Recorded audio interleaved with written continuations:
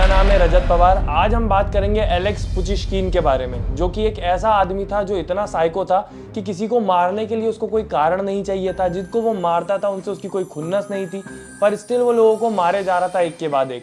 और जब उससे पूछा गया कि ऐसा वो क्यों करता था, तो उसने जो बताया उसको सुनकर सब हैरान रह गए। वो खुद को भगवान साबित करना चाहता था।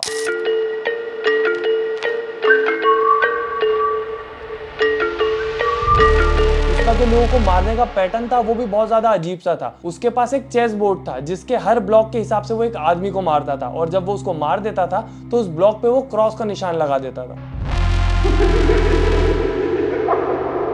और अलेक्जेंडर एक और चीज चाहता था, रशिया के एक सीरियल किलर एंड्री चिकातिलो से ज्यादा लोगों को मारना।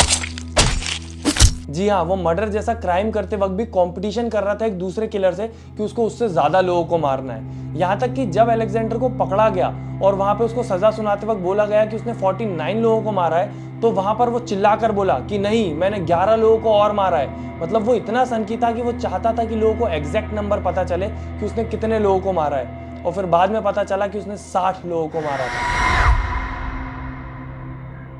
गुस्से से भरे और खुद को भगवान बताने वाले अलेक्जेंडर की इस दिमागी बीमारी का कारण ये भी बताया जाता है कि बचपन में एक बार उसके साथ बहुत बड़ा हादसा हो गया था।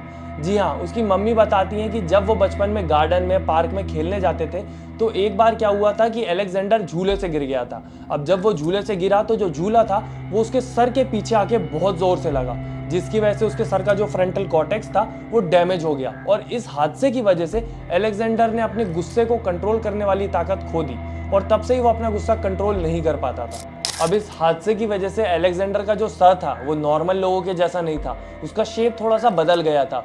और इसी वजह से बचपन में उसके स्कूल में उसे काफी ज्यादा चिढ़ाया जाता था। अब लोग तो चिढ़ा देते थे, पर वो अपना गुस्सा कंट्रोल करने की ताकत खो चुका था। तो जो भी उसको चिढ़ाता था वो उन बच्चों को बहुत ज्यादा मारता था। इसकी शिकायत बार बार उसके घर पे जाती थी।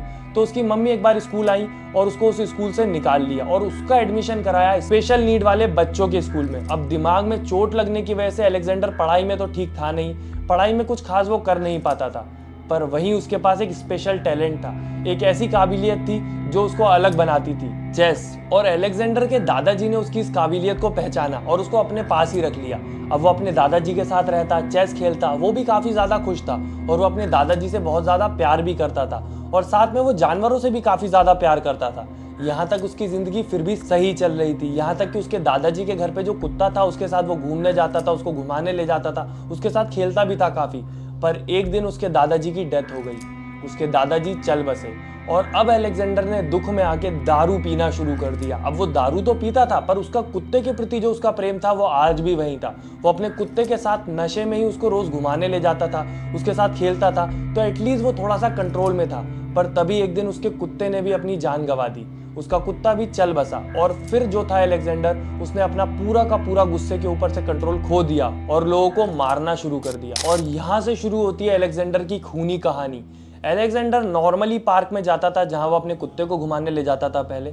वहां पर वो रैंडम लोगों से मिलता था, उनके साथ चेस खेलता था और उनसे दोस्ती बढ़ा लेता था। फिर वो उनसे बोलता था कि मेरे घर पे आइए, हम लोग बैठते हैं, पार्टी करते हैं, मजे करेंगे। तो लोग उससे दोस्ती की वजह से उसके घर आ जाते थे।